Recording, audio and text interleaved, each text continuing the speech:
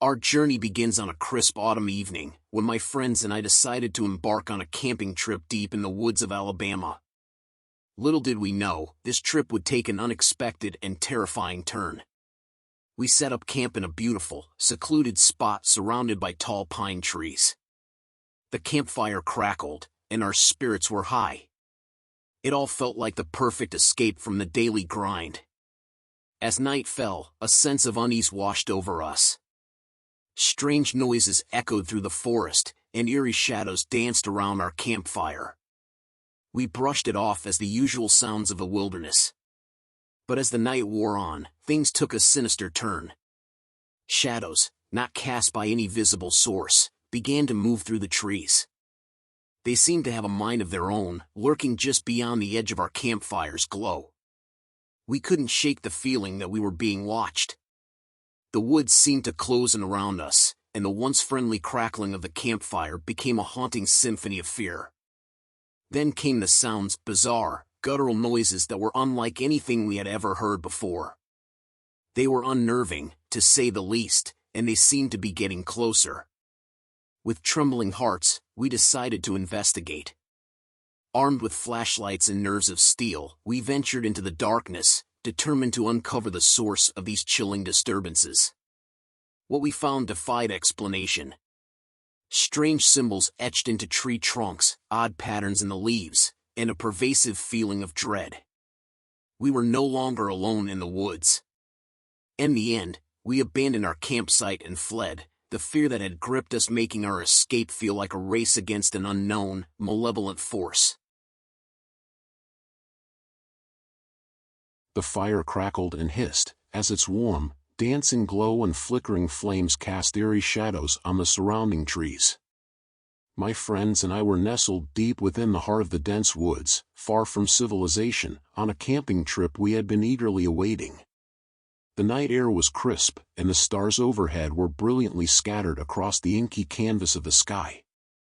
As we sat around the campfire, laughter and camaraderie filled the air. There was Jacob, the rugged outdoorsman who had planned this trip. Sarah, his adventurous girlfriend. Mike, the jokester of the group, and Emma, the ever-curious soul who insisted on bringing her Ouija board. As the hours slipped away, the forest around us seemed to grow silent. Unnaturally so. The sounds of nocturnal creatures had ceased, and an unsettling tension filled the air. It was as if the forest itself held its breath, waiting for something. Emma, ever the thrill-seeker, couldn't resist the urge to introduce the Ouija board into our evening's entertainment. We gathered around the board, our fingers resting lightly on the planchette. The moon hung high above us, casting an eerie pallor over our faces. "Is there anyone here with us?" Emma asked, her voice trembling with a mix of anticipation and fear. At first, nothing happened, and we all exchanged nervous glances.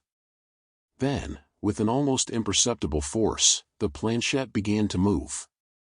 It spelled out a name, Elliot. My heart skipped a beat. None of us knew an Elliot, and we were sure no one else was around. We asked more questions, and the answers became increasingly sinister. The board claimed Elliot was a spirit trapped in these woods, seeking revenge for an injustice done to him many years ago.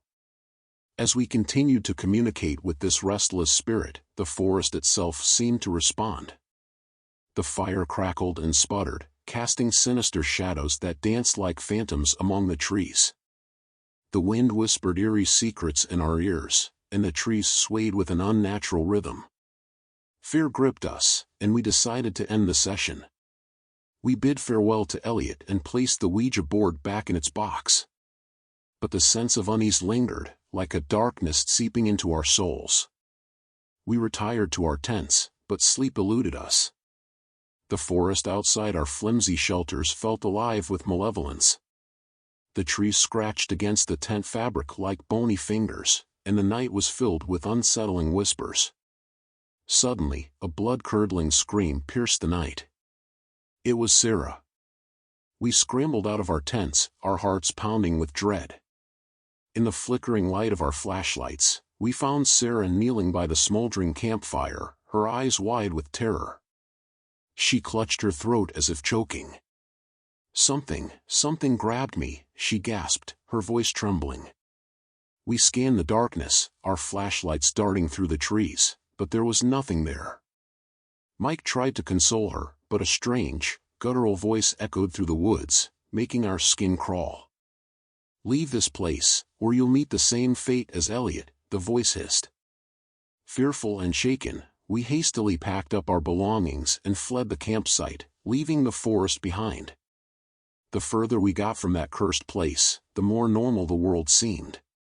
We never returned to those woods, and we never spoke of that night again. To this day, the memory of the malevolent spirit named Elliot and the horrors we encountered in those woods haunts my dreams. I can still hear the whispering trees and that chilling voice in the night, a reminder that some secrets are better left undisturbed, and some places are better left unexplored. And there you have it, our spine-tingling camping trip experience. Sometimes, the great outdoors can become the stage for the unknown, and when it does, it can be truly terrifying. Remember, when you're out in the wilderness, nature can be both beautiful and mysterious, but it's essential to be prepared and always prioritize safety. If you've had any similar experiences or spooky camping stories, share them with us in the comments below.